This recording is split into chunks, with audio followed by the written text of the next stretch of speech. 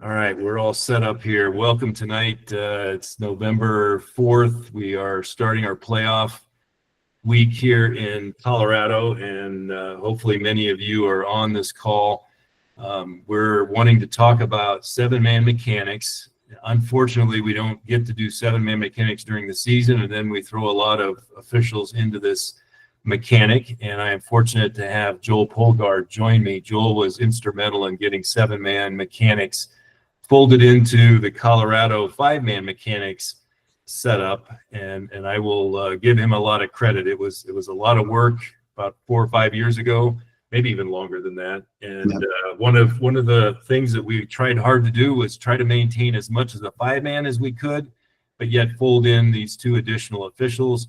And the primary interest was if you're going to be in the playoffs and all of a sudden you have no clue what you're doing in all positions, I thought that was going to be detrimental to adding these two new officials. So Joel and I have pulled out a few plays here. We're certainly not going to be able to talk through all of them, but we'll hammer through the ones we have, and hopefully you guys will find some value as you enter the field on a seven-man mechanic this weekend, or maybe you've even got a championship game dress rehearsal coming up here soon. So Joel, welcome. Thanks, Kirk. First play we want to look at is the setup. We are snapping it outside the 7-yard line. I understand the 7 is that break point where the deep wings have that goal line. Correct. The line of scrimmage wings will officiate to the 2-yard line, progress to 2, and the deep wing has that goal line and anything out or between the goal line and the 2-yard line. So we'll just watch the movement here. We're snapping it from the 8. Normal setup. Now, what do you want the wing officials to do, the deep wings to do after the play's dead? Yeah, so they should be accordioning in. The wing closest to us, looks like he's moving in towards the play, which is good. I'd like to see him moving with a little bit more sense of urgency. The wing at the top of the screen, the deep at the top of the screen really doesn't move from the pylon. We want him coming in, right? He should be coming in at least as much as the short wing is off the sideline. So it looks really good when they're all coming in together. And I don't know if it's just the angle, Kirk, but I'd almost like to see these guys a little wider at the pylon.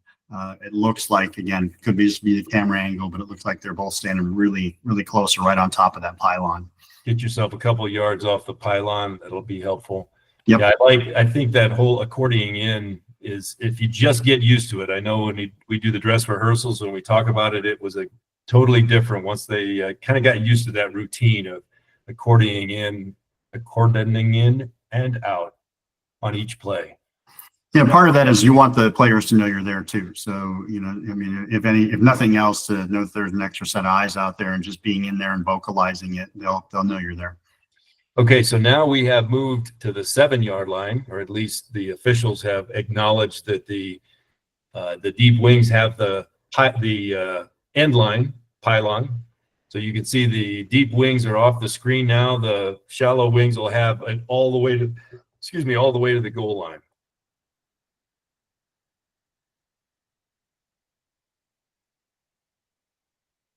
I like how we get set up at that goal line and officiate back to the end of that run.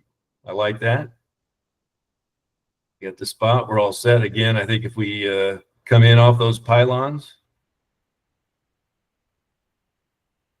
And I'll tell you the one thing, Kirk, I noticed is that the S at the top of the screen, he looks to be paying a lot of attention to his watch now. The S is the secondary game clock on the field. I mean, yes, you need to pay attention to it, but he's got his arm on his wrist the whole time. I feel like he's looked down at his watch a couple times. I'd want to see him paying attention to the play and then worrying about the clock, after the play is over. A couple seconds is not going to matter. Yep. Agree. Okay. Another goal line play. Now we're inside the 5. Similar set. Oh, no, I'm sorry. We're now to a try. So these are the positions we're going to be on the try. The reason I pulled this one out, Joel, is we're going to end up with a fire play.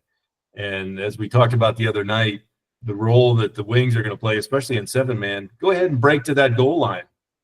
Once you're done with your duties at the line of scrimmage, why don't we just move to the goal line at the snap? There's nothing else we really need to officiate at that line of scrimmage. on a try. And so, actually, I'll do it again here. Let's run the play. Be prepared for this fire play. Be on that goal line. Now, we talked a little bit, Joel, how about the deeps on this? So let's say there was a pass play to that corner pylon. Yeah, so they should be moving out, right? So they should be breaking out from underneath the goalpost. I think we see, the back judge in this case actually doing that. It's hard to tell. I don't know if the field judge is moving out or not, but yes, they're going to have to help the wings in that back corner there. All right, one more time. So it's a fire play on a try.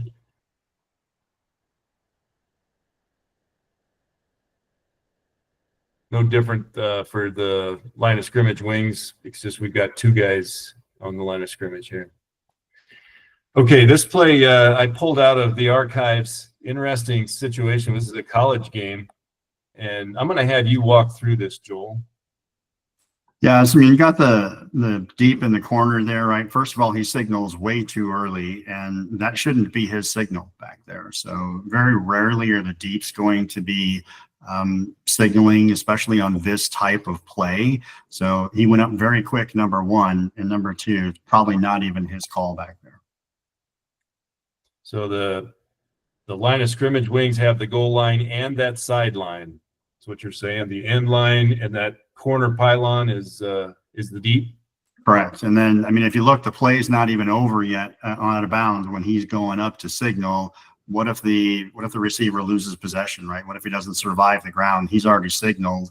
So got to slow it down on this. Slow down.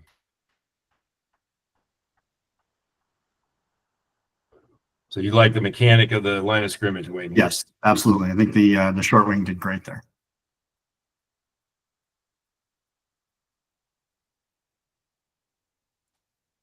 All right, we're going to leave the goal line now and talk about, what do I have for my message? Deep wing side. Okay, so this is one of the things that I see most common going from 5-man mechanic to 7-man. And a lot of times it's because our deep wings are former or even current line of scrimmage wings, and you're wanting to spot the ball. So what we're going to see here is the deep wing, see this pass come down, and he's going to want to run up and get the spot. What we want to do is stop. About how far away from this spot, Joel? I'd say about 5 yards, right? So if he knows it's a first down, it's okay to be killing the clock. But then I'd be talking to my short wing, and if we got it at the 22, right? Hey, Kirk, 22, 22, 22. So you know exactly where it's at, but he should not be coming up to take this spot. He should be communicating. He should be killing the clock, and he should be communicating with the short and helping the short know where to go. So maybe even stopping about right there. Yep. Stopping the clock, hollering at this the short wing coming downfield and saying 22-yard line, 22-yard line. Plus or minus a yard in this case is not going to change anything. Now it is fourth down, so that line to gain spot is critical in this particular moment. But what we see a lot of, and again, it takes a while to get used to it, we end up having two officials right on top of each other. And I'm telling you, you get two bodies of black and white stripes, it's obvious that we got a cluster of too many stripes. Yep, agreed. One more time.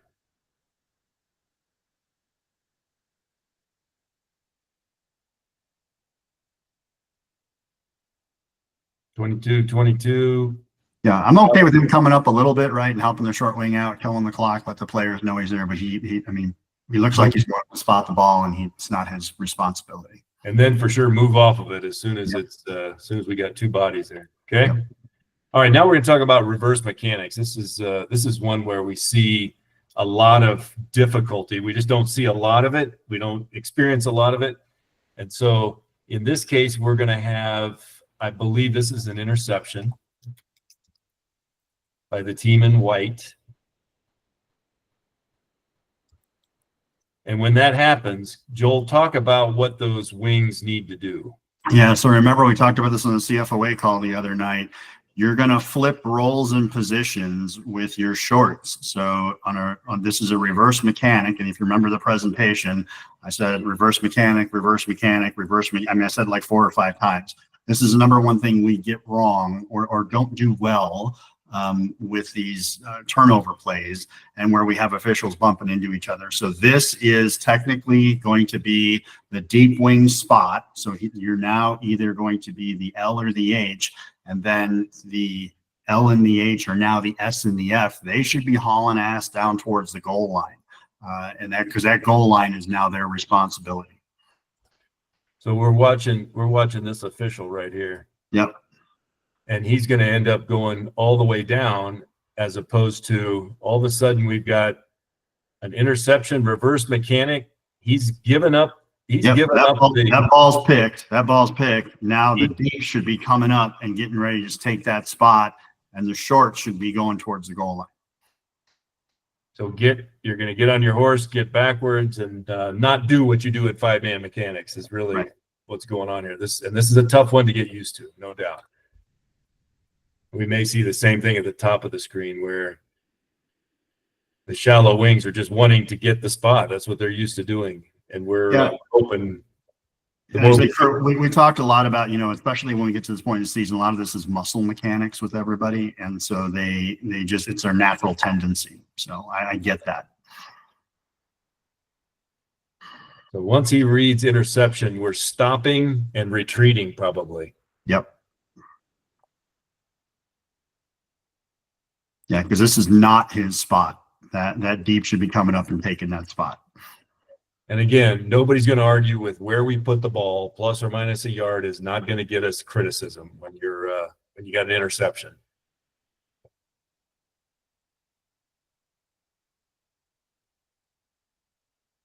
Now, Kirk, the one thing that comes up, I don't think we have a clip of it, but if the ball's fumbled or there's a bubble screen, right, that gets picked or something like that, if the turnover happens within 5 yards of the original line of scrimmage, totally acceptable for the short wing to go up there and take that, because from, a deep being 22 to 25 yards back, depending on if he's drifted down any with his receiver on the play, if there's a short turnover close to the line of scrimmage, we're not going to get up there in time to spot that ball, and they shouldn't wait for us. So if it's plus or minus 5 yards of the original line of scrimmage, shorts, just go ahead and take it. Good comment. Same thing here. We're going to look at reverse mechanics. I think it's another interception going the other way. So now this deep wing official theoretically should be coming up, getting the spot. You can see him making that advance down the sideline, and our shallow wing is right there to block him. So once this interception happens, shallow wings, go the other way, because you're going to be in the way right here. Yeah, and just remember, the shorts, that's not your spot anymore. As soon as that turnover happens, the goal line is your responsibility. You're just thinking reverse, reverse, reverse. So instead, we've got all of a sudden we got this near official. So the deep's doing what he's supposed to do. He's going to come up hard on this and get this spot, and the shallow is right there in the way, and he should be about 5 to 10 yards downfield at this point. Yep, agreed. Okay. Another reverse mechanic situation.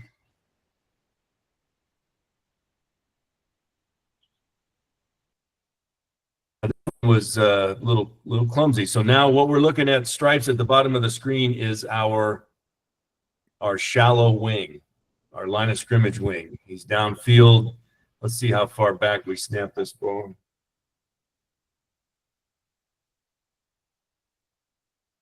So we're snapping it from the 30. But he's not drifting too far downfield on this. Intercepted at about the 20. So yeah, that shallow wing, the problem is that shallow wing's got to get on his horse as soon as that interception occurs. Yep. Now he's right there in the action. He does have a flag for this. I mean, this is just a tough play.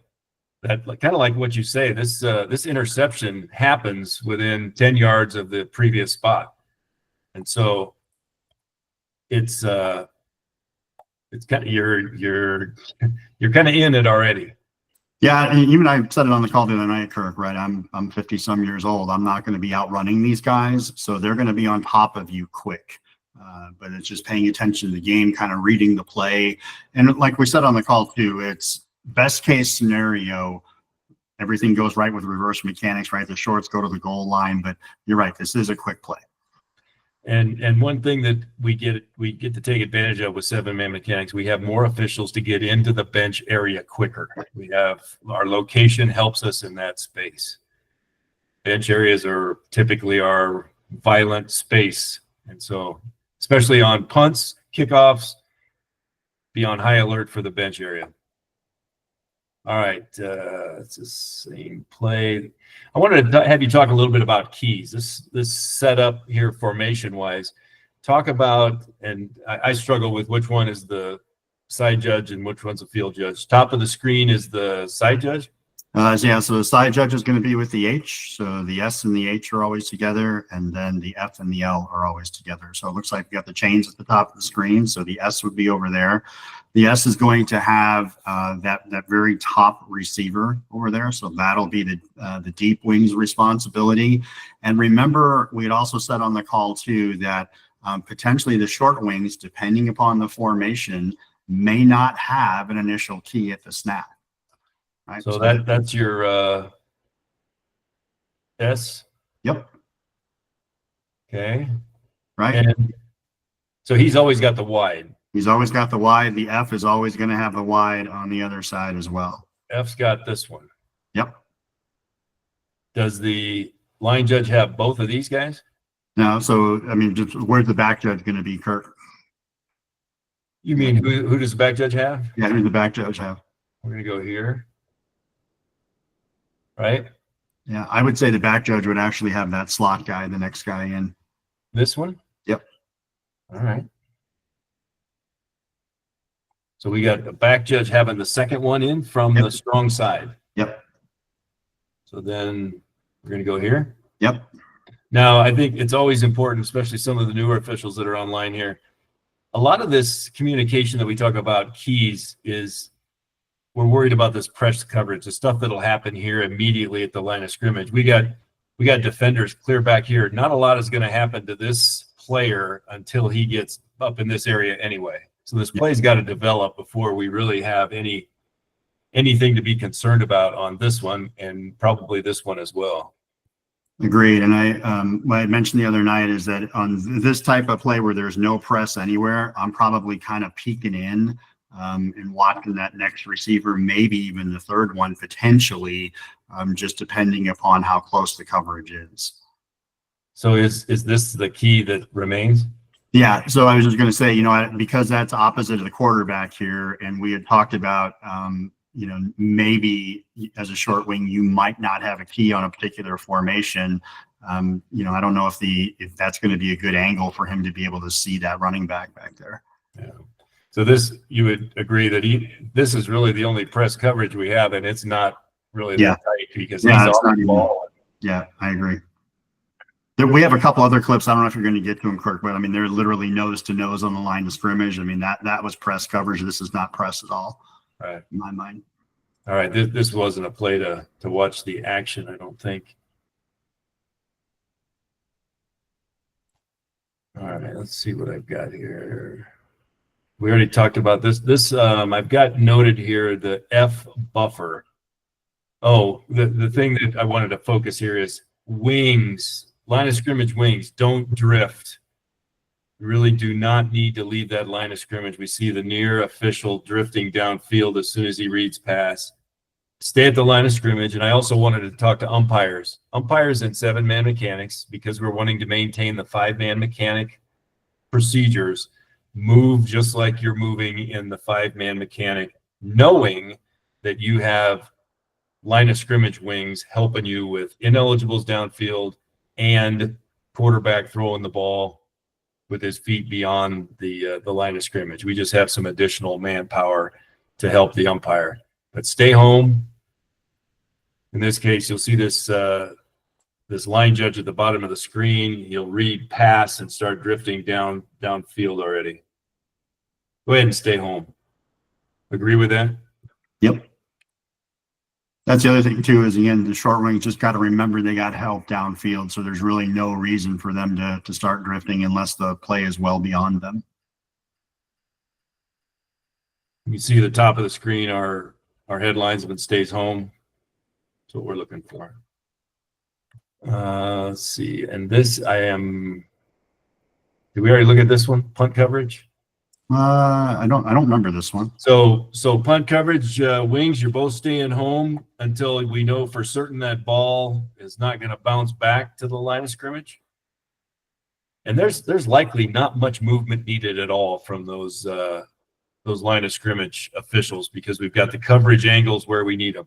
What I've got here is an interesting, I don't know if this deep wing sees trouble up there in the bench. If so, he does. Yeah, I had the other version of this clip. I have the end zone version of this clip, and there is the players going into the bench. So well, I think I probably have the next play, but yeah, when I first watched it, I thought maybe he was just heading downfield to get back in position, which in my mind was, hey, we've got a dead ball officiate, because he kind of looks like he puts his head down and heads to his subsequent spot position. But sounds like if we look at this end zone shot, he does see the action going into that bench area, which is what we're looking for from the additional officials we've got on the field.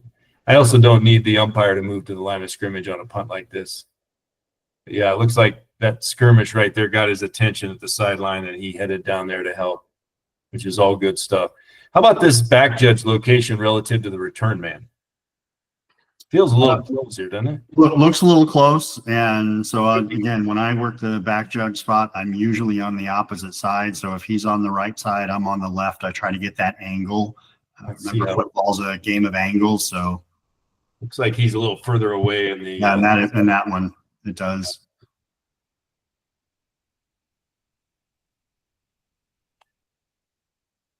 Now we got 7 officials. We need to have eyes up, deal with dead ball officiating, deal with those blocks in the back that we miss with 5-man mechanics.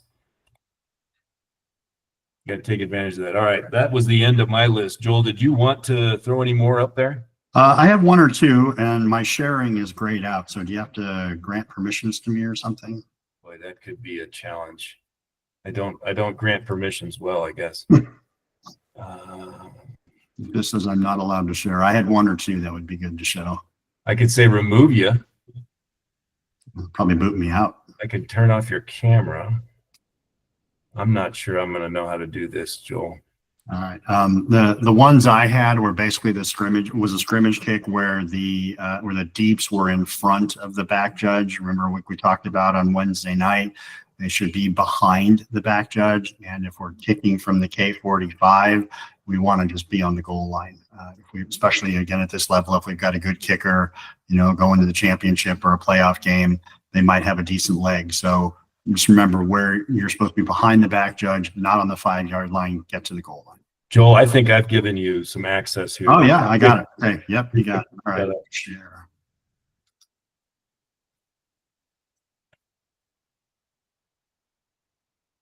All right.